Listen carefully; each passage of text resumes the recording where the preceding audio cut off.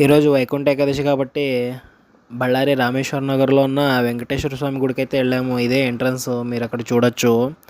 And మేము అర్లీగానే బయలుదేరామన్నమాట. 6:30కి అలాగా. జనాలు ఏం పెద్ద ఉండరేమో అనుకొని అలాగే వెళ్ళాం. చూస్తే షాక్ అయ్యే క్రౌడ్ అయితే ఉంది. అక్కడ మీరు చూడొచ్చు, వందలు కాదు వేలల్లో అయితే జనాలు ఆల్రెడీ మాకన్నా ముందే వచ్చేసారు. మేము వచ్చిందే 6:30కి, అంటే ఈ రేంజ్ అంటే ఏ 4:30 5:30కి వచ్చినట్లున్నారు. ఇదే మెయిన్ ఎంట్రన్స్. ఇప్పుడు మీరు చూస్తున్న గోపురము. ఆ లైన్లో వస్తే ఏ 2-3 అవర్స్ అవుద్ది అని తెలుసుకొని విఐపి పాస్ అయితే సంపాదించామన్నమాట. అలాగా ఇక నేను మా వాళ్ళు ఇద్దరు కలిసి ఇక లోపల ఎంట్రీ ఇచ్చాము. చూడొచ్చు, ఇది పక్కలో వచ్చి నార్మల్ లైన్, ఇప్పుడు మేము వెళ్ళేది విఐపి లైన్ అనమాట.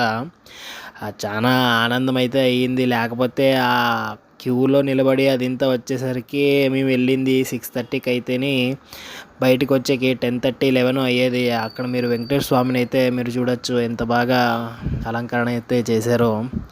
అండ్ లక్కీగా విఐపి పాస్ అయితే దొరికింది కాబట్టి అలాగా చాలా ఆనందంతో ఇక్కడ కూడా చూడొచ్చు. ఇక్కడ మీరు ఇది పక్కలో ఉండే లైన్ అయితే ఇక్కడ నార్మల్ లైన్, ఇలాగా లోపలికి వెళ్ళేది. మనోడు రండి రండి జల్దీ రండి అంటున్నాడు. ఎందుకంటే జనం ఆ రేంజ్లో వచ్చారు కాబట్టి. మనం ఇలా ఈ రూట్లో అయితే మనము వెళ్ళేసి డైరెక్ట్ దర్శనం అనమాట. అసలు ఇంకా అదృష్టం మనకి అలా పరిచయం పట్టినట్లు పట్టిందనమాట. ఇంకా చెప్పలేను. ఇక్కడ మీరు స్వామిని అయితే దర్శించుకోండి. స్వామిని ఎలాగోలా నేను కొంచెం రికార్డ్ అయితే చేశాను. అక్కడ వేరే వాళ్ళకి అలో కూడా లేదు, ఆ మాత్రం అయితే చేశాను మీకోసం. అండ్ ఇక్కడ స్వామివారు పద్మాసనంలో ఉన్నారు. అనంత పద్మనాభ స్వామి ఆలయంలో ఉన్నట్టు మీరు ఇక చూడొచ్చు. అండ్ చూసుకొని ఒక లడ్డు అయితే ఇచ్చారు ఫ్రీగా.